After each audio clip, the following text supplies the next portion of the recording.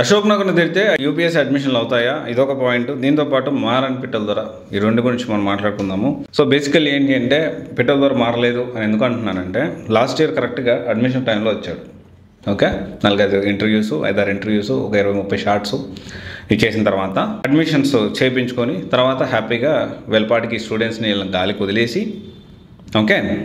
వదిలేసి ఆయన పాటికి ఆయన ఉద్యోగానికి వెళ్ళిపోయాడు. నేను ఇప్పుడు ఏం మాట్లాడుతున్నానంటే, ఎందుకని ఈ విధంగా చేస్తూ ఉన్నావు?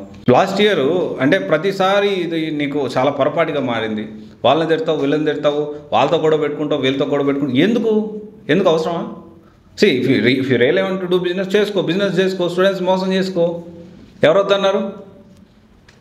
అది నిన్ను నమ్మి వచ్చిన వాళ్ళు బాధపడాలి. నీలాంటి ఇన్స్టిట్యూట్లో జాయిన్ అయ్యేందుకు, నిన్ను నమ్మి ఆ ఇన్స్టిట్యూట్లో జాయిన్ అయినందుకు. నువ్వు అసలు అందుబాటులోనే ఉండవు. ఎక్స్పీరియన్స్ ఫ్యాకల్టీ అంటావు. ఏమున్నా నీ దగ్గర ఎక్స్పీరియన్స్ ఫ్యాకల్టీ? అసలు కొన్ని క్వశ్చన్స్కి ఇప్పటికీ నువ్వు ఆన్సర్ చేయలేదు. పిట్టలదొర గారు, మీరు ఇప్పటికీ మళ్ళీ ఇంటర్వ్యూస్ మొదలుపెట్టారు, కానీ కొన్ని ప్రశ్నలకి ఇప్పటికీ సమాధానం ఇవ్వట్లేదు మీరు. ఫస్ట్ పాయింట్, యూపీఎస్సీ ఎప్పుడు మీరు క్లియర్ చేశారు చెప్పండి.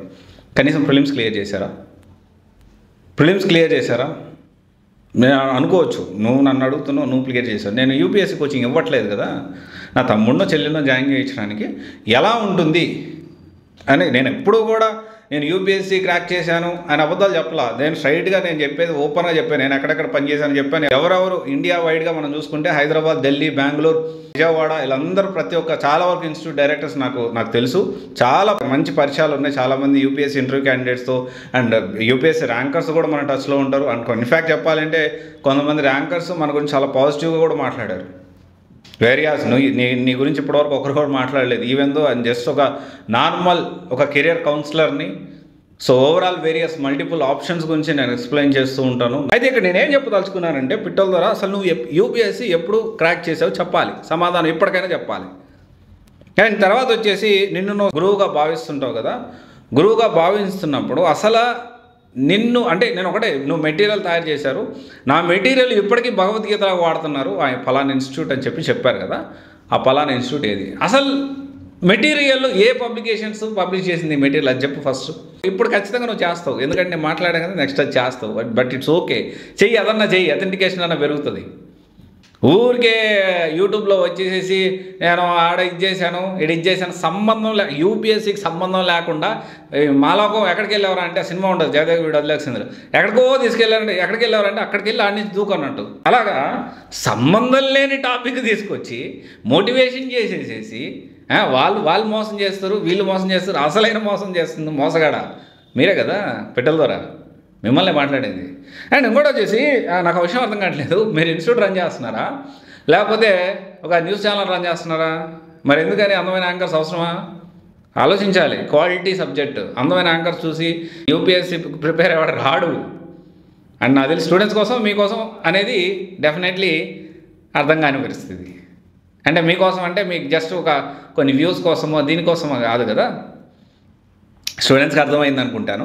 అయితే ఇక్కడ నేనేమంటున్నానంటే, నిన్ను చూసి జాయిన్ అయిన తర్వాత నువ్వు ఎన్ని సబ్జెక్ట్ 2024లో టీచ్ చేసావు, ఏ సబ్జెక్ట్ టీచ్ చేసావు, కనీసం ఎథిక్స్ ఉన్నాయా నీకు? అండ్ నాకు ఇంకొక ఇన్ఫర్మేషన్ కూడా తెలిసింది. ఇంటర్వ్యూస్లో నెక్స్ట్ ర్యాంక్స్ రిలీజ్ అవబోతున్నాయి కదా, ఏమన్నా మళ్ళీ ఈ సంవత్సరం ఏమన్నా ఫేక్ ర్యాంకులు హిస్టరీ క్రియేట్ చేస్తున్నారా?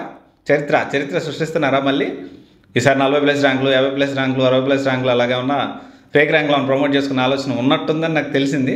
బట్ గుర్తుపెట్టుకోండి, పిట్టల ద్వారా ఖచ్చితంగా చెప్తా ఉన్నాను. అండ్ మీరు కానీ జెన్యూన్గా మీరు ఒక ర్యాంక్ వస్తే ఒక ర్యాంక్ వేసుకోండి, అసలు ర్యాంక్ రాకపోతే గమ్మునూరుకోండి. అంతేగాని ఫేక్ ర్యాంక్స్ని ప్రమోట్ చేసుకొని లేకపోతే వాళ్ళకి డబ్బులు ఇచ్చి నన్ను పొగిడించుకో ఇట్లాంటి కార్యక్రమాలు ఏమైనా చేస్తారు. My dear UPSC upcoming rankers, definitely this year is going to be very tough to you. ఎవరైతే స్టూడెంట్స్ని మోసం చేయాలని అనుకునే ఆలోచన వచ్చినా కానీ డెఫినెట్లీ నేను మిమ్మల్ని ఎక్స్పోజ్ చేస్తాను. సో జెన్యూన్గా ఎవరైతే సపోర్ట్ చేశారో యూపీఎస్సీ ర్యాంక్స్ వచ్చిన తర్వాత మీరు వాళ్ళకి ఎండోర్స్ చేయడంలో తప్పు లేదు. కానీ కేవలం ఒక మొహమాటానికి వద్దో తెలుసో తెలియకో లేకపోతే ఈ పిట్టల ద్వారా కానీ ఇంకొకరు ఉన్నారు పెద్ద మనిషి ఆయన కానీ ఇంకొకరు ఉన్నారు ఇంకా ఇట్లా చాలామంది ఉన్నారు మన హైదరాబాద్ అశోక్ నగర్లో. ప్లీజ్ దయచేసి ఎంకరేజ్ చేయొద్దు. ఎంకరేజ్ చేస్తే మాత్రం ఖచ్చితంగా నేను మిమ్మల్ని ఎక్స్పోజ్ చేస్తాను. And definitely 200% this is reality. UPSC కాబోయే ర్యాంకర్స్ అందరికీ మీరు అర్థం చేసుకోండి, మీరు స్టూడెంట్స్ని మోసం చేసే ప్రక్రియలో దాంట్లో పార్టిసిపేట్ చేయొద్దు అనేది నా కైండ్ రిక్వెస్ట్ మీకు. ఓకే, అండ్ దీంతోపాటు యూపీఎస్సీ ఎవరైతే పిట్టల ద్వారా ఉన్నారో మీకు ఒకటే చెప్తా ఉన్నా, మీరు వాళ్ళు ఏం చేశారు వీళ్ళు ఏం చేశారు అందరితో గొడవలు నీకు అనవసరం. ఫస్ట్ చాలా క్లారిటీగా వినండి. వాళ్ళతో వాళ్ళు ఏం చేశారు వీళ్ళు చేశారు కాదు, నీ దగ్గర జాయిన్ అయిన స్టూడెంట్స్కి నువ్వు ఏ విధంగా న్యాయం చేస్తావు అనేది పాయింట్ ఇక్కడ. దాని గురించి మాట్లాడు. అది వదిలేసేసి వాళ్ళు ఇట్లా చేశారు, నేను ప్రొఫెషనాలిటీ పక్కన ఏం చేస్తారు? ప్రొఫెషనల్ ఏం బెదిరిస్తున్నారా అంటే నాకు ఇక్కడ లేదనుకుంటున్నా అంటే హైదరాబాద్ నువ్వు ఎక్కడి నుంచి? నా హైదరాబాద్లో నాకు ఓన్ హౌస్ ఉంది. హైదరాబాద్లో మా చాలామంది దాదాపు ఒక 70-80 ఓన్ ఫ్యామిలీస్, అంటే మా తాతలు వాళ్ళే మేమే ఉన్నాం, ఒక 70-80 మంది ఫ్యామిలీస్ ఉన్నాయి మావి. బెదిరించే ఆలోచన మానుకోండి. నేను లోకల్ కాదనుకుంటున్నావా? నాన్ లోకల్ అనుకుంటున్నావా? ఎట్లా? నేను లోకలే, అర్థమవుతుందా? నేను కూడా లోకలే. ఇక్కడ పాయింట్ ఏంటి అంటే మీరు ఒక గురువు స్థానంలో ఉన్నారు, మీరు తగ్గ మాటలు మాట్లాడండి. తలకాయ పాల్గొట్టేస్తా ప్రొఫెషనాలిటీ పక్కన పెడితే ఏం చేస్తారు? పక్కన పెడితే ఏం చేస్తారు చెప్పండి? కరెక్ట్ కాదు మాట్లాడే మాటలు అనేవి. అంటే ఇప్పుడు స్టూడెంట్స్ అనుకోవాలి, అరే స్టూడెంట్స్ కూడా నెగిటివ్ వెళ్తుంది కదా, అరే వీళ్ళేంద్రా నాయనా అని చెప్పి ఆల్రెడీ ఇజ్జత్ తీసినాం, అక్కడ పరువు తీసినాం. మొత్తం అశోక్ నగర్ మీ ఇన్స్టిట్యూట్ వల్ల అశోక్ నగర్ మొత్తం పరువు పోయింది ఆ కొట్లాట వల్ల. కొట్లాటలు, గొడవలు, రోడ్ల మీద బాహాబాహీలు. అరే యూపీఎస్సీ కోచింగ్ నడుపుతున్నారా? లేకపోతే కొండల కొట్టు నడుపుతున్నావా? ఇడ్లీ కొట్టు నడుపుతున్నావా? అరే have some common sense man. ఎవడో వచ్చి చెప్పాలా నీకు? మరి మినిమం కామన్ సెన్స్ లేకుండా వచ్చేసి ఎట్లా పడితే అట్లా మాట్లాడుతూ ఉన్నావు. మొత్తం ఎంటైర్ ఇప్పుడు నీ వల్ల, నీలాంటి వాళ్ళ వల్ల ఎంటైర్ ఇండస్ట్రీ అంటే మొత్తం అశోక్ నగర్లో అందరూ బ్యాడ్ అయిపోతూ ఉన్నారు. కొంచెం పెరిగావు, బాగానే పెరిగావు. కొంచెం బుర్రవాడు పిట్టల దొర గారు వాడాలి. అండ్ మీరు యూపీఎస్సీ ఎప్పుడు క్రాక్ చేశారు చెప్పు ఫస్ట్? ఎందుకని ఎన్ని అబద్ధాలు? ఎన్ని రోజులు? మళ్ళీ ఈ సంవత్సరం కూడా అబద్ధాలు చెప్తావు, 4-5 ఇంటర్వ్యూలు ఇస్తావు, మళ్ళీ పోతావు, మళ్ళీ ఉద్యోగానికి పోతావు. ఉద్యోగం అన్నా చేసుకో, లేకపోతే నువ్వు క్లియర్గా చెప్పు, నేను ఉద్యోగం చేస్తున్నాను, నేను రోజుకి ఇప్పుడు నేను వేరే దగ్గరికి వెళ్ళిపోయాను, నేను అందుబాటులో ఉండను, కేవలం ఎప్పుడన్నా ఒకసారి క్లాస్కి వస్తానని చెప్పు. లేకపోతే ఉద్యోగం చేసుకో. ఎందుకని నేనున్నాను నీకే? నువ్వు ఏదో 4-5 ఇన్స్టిట్యూట్లో తిరిగి 4-5 ఇన్స్టిట్యూట్లో కొన్ని క్లాసులు చెప్పి ఆడ ప్రతి ఒక్కరు నిన్ను పంపించేసారు, సాగనంపారు కదా నేను తట్టుకోలేక. అందుకనే కదా వేరే వాళ్ళతో కలిసి ఇన్స్టిట్యూట్ మొదలుపెట్టాం. నాకు తెలియదు అనుకుంటున్నారా? ఇక్కడ ఓవరాల్గా మీకు పొటెన్షియల్ ఉంది. పిట్టల ద్వారా నీకు చెప్తాను, you have potential to capture the మార్కెట్ని క్యాప్చర్ చేసే పొటెన్షియాలిటీ, ఆ మాటలు అది మీ దగ్గర ఉంది. కానీ దాన్ని మిస్యూజ్ చేసుకుంటున్నాం. ఎదగడానికి ఉపయోగించుకో. నేను ఇప్పటికీ కూడా మీకు ఒకటే చెప్తా ఉన్నా, నాకు ఇప్పటికీ నీ మీద కోపం లేదు. ఎందుకంటే ఐ ఫీల్ దట్ అరే ఇంత మెచ్యూర్డ్ క్యాండిడేట్ కాదు. సో ఐ ఫీల్ కొన్నిసార్లు ఏమనిపిస్తుంది అంటే అతనికి అంత మెచ్యూరిటీ లేదనిపిస్తుంది. మీకు అంత మెచ్యూరిటీ లేదు. Everyone knows that. అందరు అశోక్ నగర్లో అందరికీ తెలిసే విషయం. మీకు అస్సలు 0.0001% కూడా మెచ్యూరిటీ లేదు. మెచ్యూర్డ్గా ఆలోచించండి. Don't miss. అంటే అందరినీ గెలికేసేసి అందరినీ గెలికి నన్ను ఎవరు గెలకూడదంటే ఎందుకు గెలకుండా ఉంటారు? నువ్వు గెలిస్తే అందరు every action there is a equal and opposite reaction. గుర్తుపెట్టుకోండి. Remember this word. Okay. So students అందరూ కూడా ఒకటే చెప్తా ఉన్నా, ఇంటర్వ్యూలు చూసి మోసపోవద్దు, రియాలిటీ తెలుసుకోండి. అది ఎవరి ఇంటర్వ్యూ అయినా కానీ ఆఫ్లైన్లో వెళ్ళండి, చెక్ చేసుకోండి, క్రాస్ వెరిఫై చేసుకోండి, ప్రీవియస్ బ్యాచెస్తో చెక్ చేసుకోండి.